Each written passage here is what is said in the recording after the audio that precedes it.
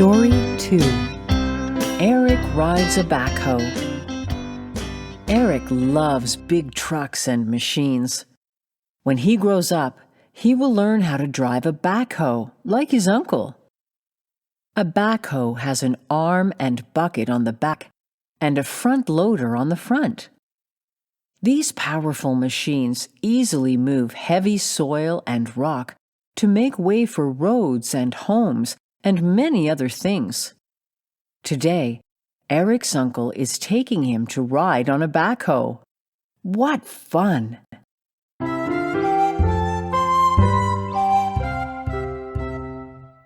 This is amazing!